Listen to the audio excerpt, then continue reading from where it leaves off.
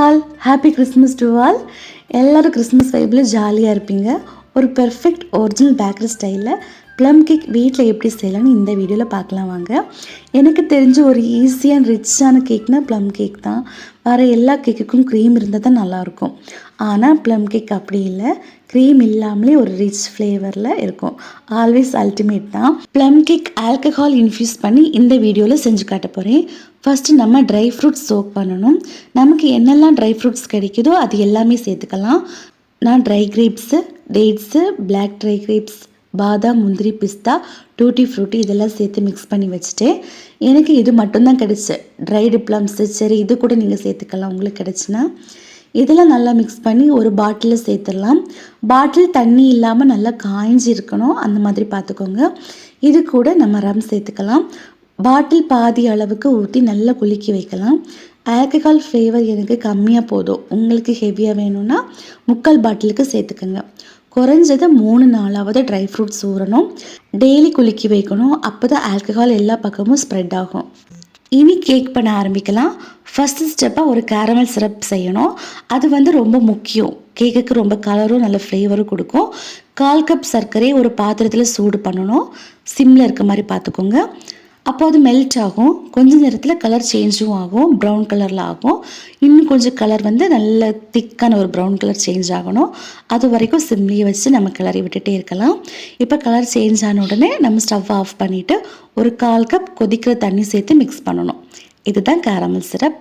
இதை நம்ம அப்படியே வச்சிடலாம். நெக்ஸ்ட்டு ஒரு பவுலில் 100 கிராம் பட்டர் ரூம் டெம்பரேச்சரில் இருக்கணும், இதை சேர்த்துக்கலாம்.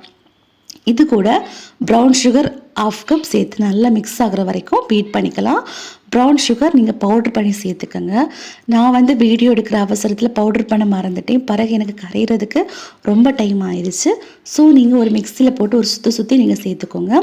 சுகர் நல்லா கரையணும். இது கூட பட்டையும் ஜாதிக்காயும் ரெண்டையும் நல்லா மிக்சியில் போட்டு அரைச்சி ஒரு பவுடர் மாதிரி பண்ணி அதில் 1 ஸ்பூன் சேர்க்கணும். உங்களுக்கு பட்டை ஜாதிக்காய் ரெண்டுமே கிடைக்கலன்னா விட்டுருங்க, சேர்க்க வேண்டாம். இது ஒரு ஃப்ளேவருக்கு. பேக்கரியிலலாம் இது யூஸ் பண்ணுறாங்க. முழு கரம் மசாலா அதெல்லாம் கொஞ்சம் யூஸ் பண்ணுறாங்க. நான் பட்டை ஜாதிக்காய் ரெண்டும் எடுத்துக்கிட்டு, பட்டை மட்டும் கிடச்சின்னா அது மட்டுமே போட்டுக்கோங்க. இதையும் நல்லா மிக்ஸ் பண்ணிவிட்டு நம்ம நெக்ஸ்ட் ஸ்டெப்பாக முட்டை சேர்க்க போகிறோம். நம்ம 3 முட்டை சேர்க்கணும். முட்டையை சேர்த்து போடாமல் 1 by 1 போடணும். ஒரு முட்டை போட்டு பீட் பண்ண பிறகு அடுத்த முட்டையை சேர்க்கணும். இந்த மாதிரி 3 முட்டையும் நல்லா மிக்ஸ் பண்ணிக்கலாம்.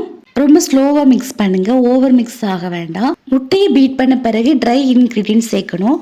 1/2 கப் மைதா மாவு, 1/2 spoon baking powder, 1/4 spoon baking soda சேர்த்து நல்லா மிக்ஸ் பண்ணிக்கலாம் ஒரு விஸ்கு வச்சு. இது கூடவே சோக் பண்ண ட்ரைடு ஃப்ரூட்ஸ் அண்ட் நட்ஸ் சேர்த்துடலாம். மாவு கூட இது நல்லா பெரட்டி எடுக்கணும். இந்த ஸ்டெப் எதுக்கு பண்ணுறோன்னா, நட்ஸு கேக்கில் எல்லா பக்கத்துலேயும் ஈவனாக இருக்குதான்.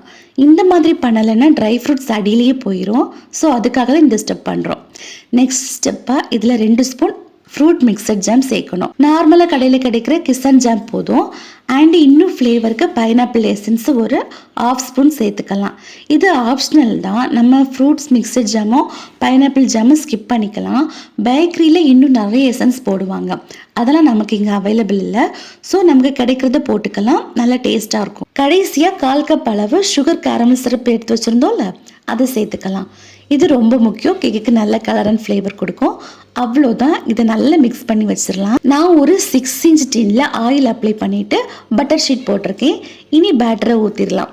நமக்கு பிடிச்ச மாதிரி நட்ஸ் வச்சு டெக்கரேஷன் பண்ணலாம். இதை ஓவனில் 10 மினிட்ஸ் ப்ரீஹீட் பண்ணிவிட்டு 170 டிகிரி செல்சியஸுக்கு 30 to 35 நிமிஷம் வரைக்கும் குக் பண்ணி எடுக்கலாம். நீங்கள் குக்கர் அல்லது பேனில் பண்ணுறீங்கன்னா ஃபஸ்ட்டு ப்ரீஹீட் பண்ணிக்கோங்க. அப்புறம் ஒரு 40 மினிட்ஸ் கிட்ட லோ ஃப்ளேமில் வச்சு எடுங்க. அவ்வளோதான், கேக் பேக் ஆயிடுச்சு. நல்ல ஸ்மெல்லாக இருக்குது.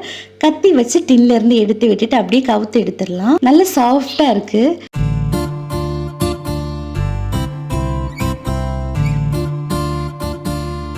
இதை வெட்டி பார்ப்போம்.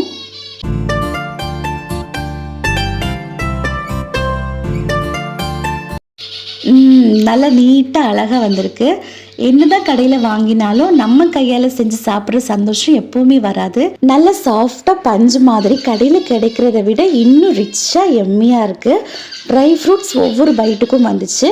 இந்த கிறிஸ்மஸுக்கு நீங்கள் ட்ரை பண்ணுங்கள். Happy Christmas to all. Take care.